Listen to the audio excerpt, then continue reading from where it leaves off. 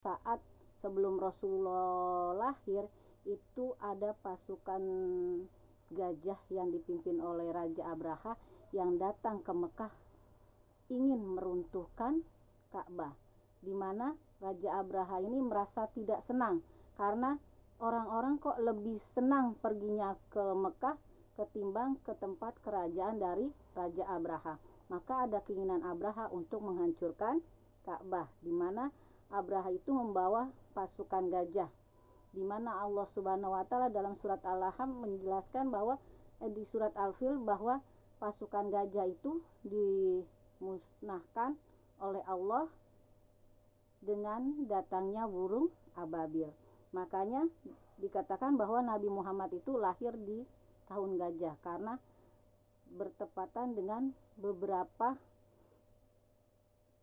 bulan saat terjadinya peristiwa akan diruntuhkannya Ka'bah oleh pasukan Abraha, yaitu tepatnya tanggal 22 April tahun 571 Masehi.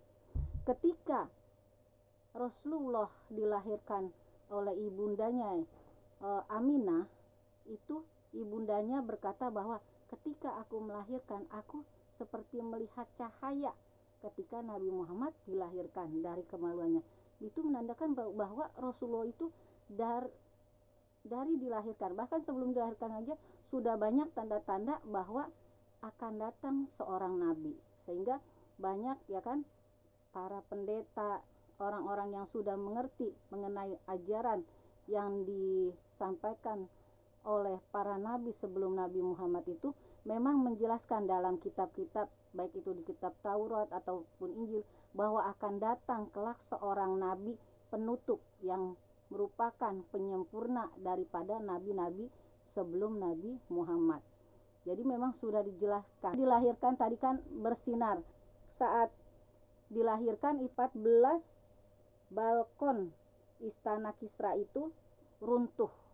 Bahkan api yang digunakan untuk sesembahan orang-orang Majusi itu tiba-tiba padam. Padahal dalam kehidupan sehari-harinya itu udah berpuluh tahun bahkan ratusan tahun itu enggak padam, tapi saat kelahiran Nabi itu padam. Jadi banyak peristiwa-peristiwa penting ketika Rasulullah itu lahir. Ketika Rasulullah sudah lahir ke dunia ini ya kan, orang selain ibunya yang menyusui yaitu Suwaibah. Suwaibah itu siapa? Orang yang bekerja budaknya Abu Lahab, pamannya daripada Rasulullah. Karena Suwaibah sedang menyusui anaknya, maka Rasulullah pun disusui oleh Suwaibah ini. Nah, karena rasa senangnya Abu Lahab atas kelahiran daripada keponakannya, maka Suwaibah itu semenjak dia menyusui Nabi dimerdekakan dari budaknya. Itu kan berarti mendapatkan rahmat, begitu banyak kebaikan yang didapatkan, bahkan seorang budak pun bisa merdeka, ya kan, karena kelahiran Nabi Muhammad Shallallahu Alaihi Wasallam. Nah, setelah disusui oleh Suwaibah, ada lagi yang menyusui, yaitu yang bernama Halimah Sa'diyah, di mana ketika Halimah Sa'diyah menyusui Nabi Muhammad itu perjalanannya cukup panjang. Artinya apa? Bahwa sebelum Nabi Muhammad itu disusui oleh Halimah ini datang ke Mekah sengaja dari kampungnya dengan perempuan-perempuan lain, datang ke kota, ke Mekah untuk mencari bayi-bayi yang bisa disusui. Dan kebiasaan orang Arab memang pada saat masa itu mereka mencari perempuan-perempuan yang bisa menyusui anaknya untuk dibawa ke desa supaya perkembangan tubuhnya ini, fisiknya bertambah kuat, juga sopan santunnya bertambah tinggi, di mana diharapkan dengan disusui di desa itu benar-benar memiliki kualitas yang lebih baik. Nah, ketika Halimah datang bersama perempuan-perempuan lain untuk datang ke Mekah untuk mencari bayi-bayi yang mau disusui, semua teman-temannya ini sudah mendapatkan bayi-bayi untuk disusui. Dan mereka tahu bahwa Nabi Muhammad ini mencari juga ibu susuan. Tapi para perempuan yang berbarengan datangnya dengan Halimah tidak mau menyusui Muhammad. Kenapa? karena menganggap bahwa Nabi Muhammad ini yatim. Pasti nggak, ibaratnya pikiran mereka duitnya sedikit, ngapain orang-orang anak yatim gitu ya kan. Tapi Halimah ya kan, dia satu-satunya yang belum mendapatkan bayi yang untuk disusui, sementara teman-temannya udah kembali. Lalu dia pun diajak oleh suaminya untuk kembali karena dia datang kan bersama suaminya. Dimana ketika Halimah itu datang bersama suaminya itu, dia bersama suaminya dan rombongannya, dia mengendarai keledai bersama anaknya dan juga membawa unta. Dimana keledai yang dia tunggangi itu ketika sampai di Mekah itu udah begitu sangat letih. Kenapa? Karena yang namanya perjalanannya jauh, tidak mendapatkan makan, minum ya kan, kalaupun ada itu hanya sekedar saja. Begitupun dengan Halimah dalam keadaan lapar karena tidak makan, tidak ada yang bisa dimakan. Dan anak bayi yang dimiliki Halimah pun dalam keadaan menangis terus-menerus sehingga menyebabkan Halimah dan suaminya tidak bisa tidur. Karena apa? Kelaparan gitu. Makanya dia mencari bayi yang bisa disusui supaya menghasilkan. Nah, ketika dia udah teman-temannya dapat, semuanya mendapatkan, lalu suami yang ngajak mau pulang, lalu dia berpikir, untuk apa saya pulang? Toh masih ada bayi yang belum disusui walaupun dia yatim. Saya yakin itu akan mendatangkan keberkahan. Itu yang dikatakan Halimah kepada suaminya. Lalu kata suaminya, jangan, gak usah. Tapi dengan kata-kata keyakinan dari Halimah, akhirnya suaminya pun membolehkan untuk menyusui Muhammad. Dimana ketika Nabi Muhammad disusui oleh Halimah, bahwa air susu dari Halimah itu yang tadinya kering jadi mengeluarkan banyak. Bahkan bayi yang selama ini menangis karena kelaparan, karena Nabi Muhammad menyusui dari Halimah, akhirnya air susunya sama-sama banyak. Bahkan anaknya Halimah pun sampai kekenyangan dan tertidur pulas. Itu membuat Halimah semakin bahagia. Ternyata apa yang dia yakini bahwa dengan dia menyusui bayi ini maka dia akan mendatangkan keberkahan.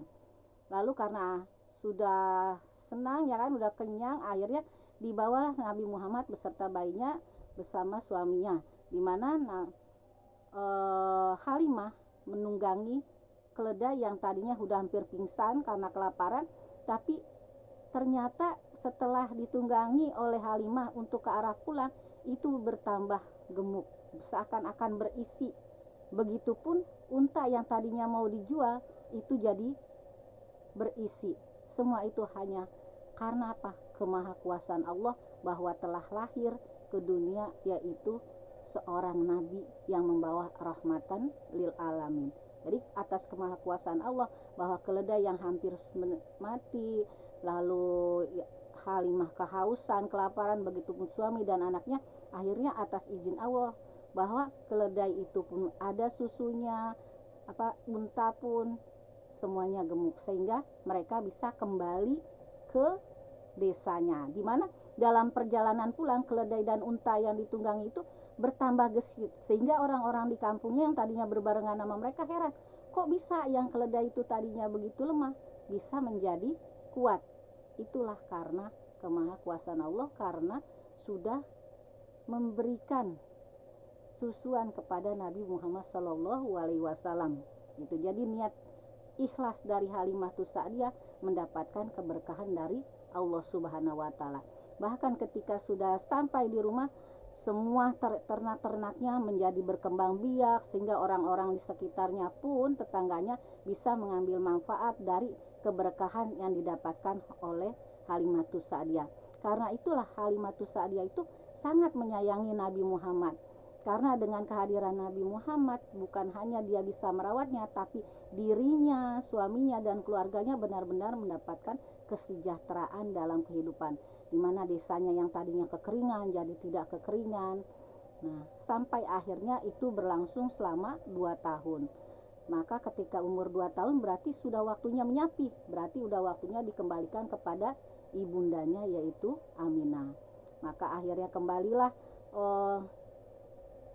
Halimah ke Mekah untuk mengembalikan lagi Nabi Muhammad karena sudah 2 tahun disusui, berarti sudah waktunya dikembalikan. Tapi karena Halimah merasa sedih dan merasa kehilangan kalau harus dikembalikan, lalu dia memohon kepada ibundanya yaitu Aminah supaya Muhammad bisa kembali lagi ke desa. Atas bujuk rayu Halimah kepada Aminah, dan Aminah pun merasa, oh anak saya juga di sana senang, ya kan, bahagia. Akhirnya dibolehkan kembali untuk merawat Nabi Muhammad, sehingga Nabi Muhammad pun kembali lagi ke tempat kediaman Halimah Sa'diyah, di mana kurang lebih sampai usia kira-kira 4-5 tahun lah baru Muhammad kembali lagi kepada ibunya.